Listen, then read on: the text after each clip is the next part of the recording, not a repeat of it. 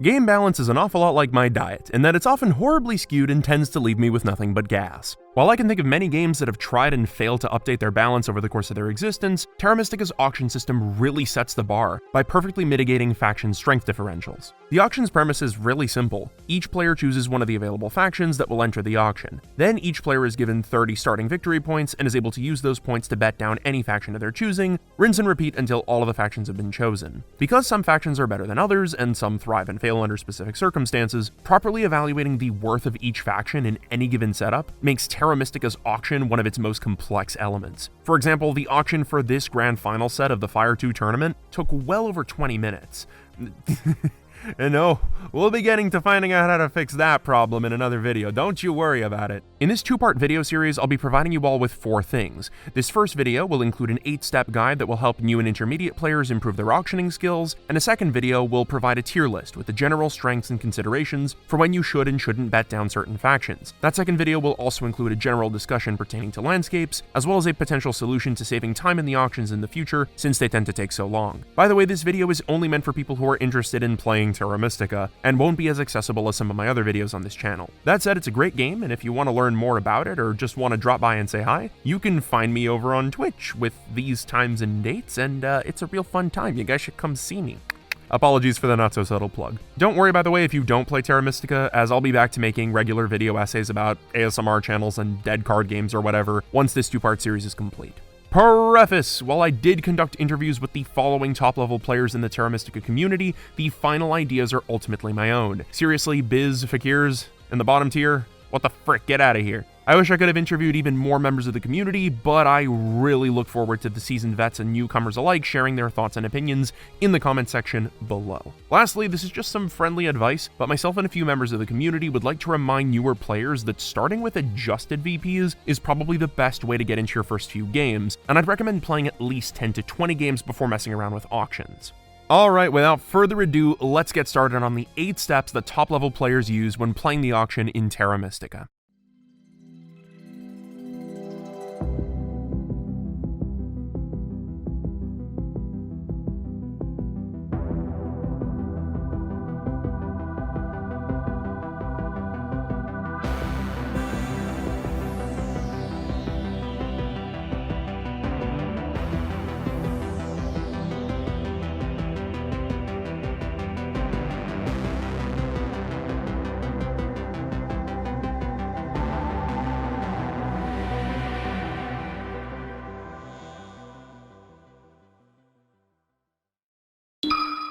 This was the unanimous first step taken by each of the top-level players that I interviewed, and with good reason. Most players know that having opposing factions who are close to you on the color wheel typically isn't great, because you have a much harder time grabbing the easier hexes to dig on the board. However, what's very important to understand is that some factions in the game are more sensitive to having color neighbors than others. If your faction is capable of being more isolationist, for example Swarmlings and Darklings, or is capable of taking hexes regardless of color, such as Nomads or Giants, then color neighbors matter a little less when evaluating them in the auction. That said, certain other factions should have their auction prices heavily influenced by having their color neighbors present, such as Engineers or Alchemists. I'll try to point out a given faction's color neighbor sensitivity in the hate section of the tier list. Another thing to look out for in terms of bad matchups is whether there is a disproportionate representation of road-based factions or cult-based factions in the auction. For example, if cultists are on the same table with mermaids, alchemists, and giants, it should be noted that even though they have a color neighbor, they're still the only faction in this setup that specializes in cult scoring, which puts them at a distinct edge. However, if cultists, swarmlings, nomads, and Oran are at the table, cultists might not be as strong as nomads, given that they need to compete with 2 other factions on the cults. For a quick guide, here are the factions that tend to primarily focus on longest road, these are the factions that focus more on cults, and these are factions that can really go either way depending on the circumstances. If you're new to the game, try remembering what each faction's ultimate win condition is, and which other factions impede its ability to attain that win condition. While it's technically impossible to definitively predict where your opponents will start, you can usually find even decent Terra players starting at very specific points on the map. A quick way to figure out where factions are likely to start is to look at this section of the map, and find spots where it would be easiest to make towns. This isn't a surefire method or anything, but it works for most factions. If you can see yourself having a friendly neighbor or 2 at the start of a game, you'll be more likely to join a leech party, which will help you build your economy. What's also super important is to be on the lookout for whether or not one of your your more crucial hexes might get taken early on. Let's say that these 4 factions have been chosen during the bidding, and you're thinking about taking the Nomads in 3rd position out for a spin. You might assume that you'll have this middle area to expand upon in the early game because Nomads can dig red and brown pretty easily. However, Darklings are also in the game as well, and they also tend to like to center if no one else is starting on the hexes that they need. Darklings are thus very likely to start in the center and dig your lovely brown hex before you even have a chance to look at it. Watch out for Darklings. First they tech your hex, then they tech your girl. I'm not speaking from experience. Come back, Layla! While you won't be able to predict everything at the start of a given game, do your best to identify the factions that will have the most difficult time starting on the board. Being able to predict certain meta layouts will come with experience, so be patient with yourself, and if you mess up, just learn from your mistakes. Or be even smarter and learn from the mistakes of others. I sure as hell know I won't be starting all East with halflings anytime soon. I'm so sorry, Zoras. Starting in a later seat of Terra Mystica comes with the distinct advantage of being able to nab the good early game bonus tiles before anyone else. The Dig bonus and 3 Power 1 Worker bonus are universally great in the opening year. Furthermore, the Priest bonus can be pretty great for some factions, and the passive shipping and Stronghold bonuses can open up some creative early plays for specific factions. If all of these bonuses are in the game, then the first starting position is probably pretty great, since you can pick one of them up even though you're the last one choosing. However, if some of these are missing, then you might want to evaluate the power of the first seat faction accordingly and see what you'll be able to actually pull off on your first turn. Combined with early Leech Party predictions, it's possible to roughly estimate which factions will have a shot at powerful openings, like the Double Dig, from the very start of the auction. Some factions are great at taking advantage of a good series of scoring rounds, while others seek to find their scoring through alternative methods. The last 3 years in Terra Mystica tend to be the place where most of the points are scored, since you'll usually have the most resources at that time of the game. While the minutia of what each faction prefers is hella complicated, and is even hotly debated amongst top players, the general rule of thumb is that lots of dwelling, trade post, and town events in the later years yield high scoring games, whereas temple, stronghold, and repeated events generally lead to lower scoring games. Factions with built-in scoring abilities, such as figures and dwarves, as well as factions that benefit mostly from favor tiles and bonus tiles, such as swarmlings, get a boost during these low-scoring games because they can find ways around the suboptimal scoring layout. However, figuring out which round scoring options favor which factions will mostly come from personal research and watching lots of community videos. I strongly recommend Zoras' channel and Fire 2 tournaments, which can be found below. However, I will try giving a general synopsis of what myself and the contributing top players have to say about the ideal building orders when we get around to the tier list. There are only 3 copies of Earth 1 in the game, meaning that in traditional 4-player games of Terra Mystica, one player won't be getting what most people consider to be the best favor tile in the game. Some factions like Alchemists really need to acquire Earth 1, otherwise they really just can't tough out a win. Certain other factions are less dependent on it though. If you're in 4th position, there's indeed a chance that everyone else will race for Earth 1, which usually leaves you open for a more economy-based strategy instead. This definitely isn't always the case, as being the first to get the double dig action can be quite an economic boost, but always be ready to lose Earth 1 in the 4th seat unless you're playing against giants or swarmlings who frequently open with a stronghold instead of a temple. In a low-scoring game, Earth 1 is beyond excellent, but if there are ample other means of scoring, such as the scoring track, bonus tiles, or your faction ability, then missing out on Earth 1 might not be that big of a deal. Let's for a moment return to our prior example from a while back, but this time from the perspective of Darklings. Because you're digging this brown hex as your first move so that it doesn't get taken by Nomads, there's a greater chance that everyone else will have picked up Earth 1 before you get the chance to. In a high-scoring game, starting without Earth 1 is quite alright, since you can score a ton of points by nabbing an economic favor tile like Fire 1. However, in a lower-scoring game, you need to make sure that you have a plan for scoring using alternative means, otherwise it might not be a great idea to bet Darklings down as low as you would normally.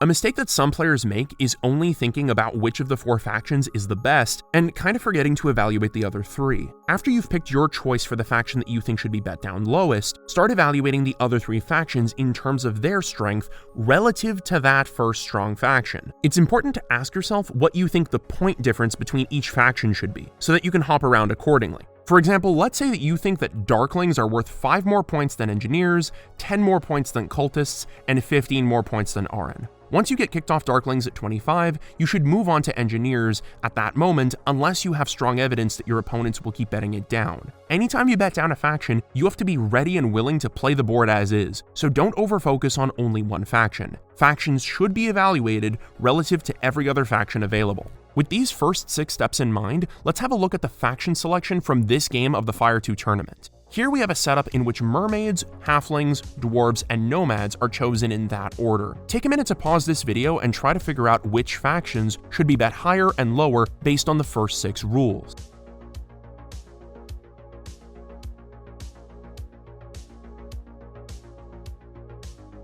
Okay, so let's evaluate this together now.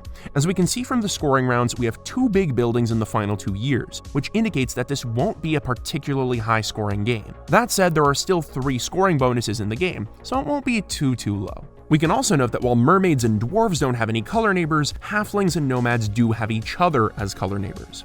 When looking at dwarves, they have an innate ability to score, making lower scoring games such as these lovely for them. Furthermore, they are the only faction in this group that has the option to hyper-focus on cults, which means that they will potentially be able to score a good many cult points with very little competition. Combined with their lack of color neighbor, this makes them a very strong pick in this setup, and they should probably be your first pick of the bunch. Nomads, on the other hand, are in the 4th seat, and are competing with 3 factions that all really like Earth 1, meaning that there's a decent chance you won't get the best scoring favor tile in the game during a low-scoring game. Bad news all around for Nomads. Furthermore, because Nomads have no innate scoring of their own, the track isn't exactly ideal for them given the final 2 rounds. Add in the minor issue of them having an expansionist color neighbor in the form of halflings, and you've got all the red flags indicating that this faction should probably one of the last ones to be bet down, if at all. Despite all 6 of these rules, there are still 2 more things that you can keep in mind for auctions.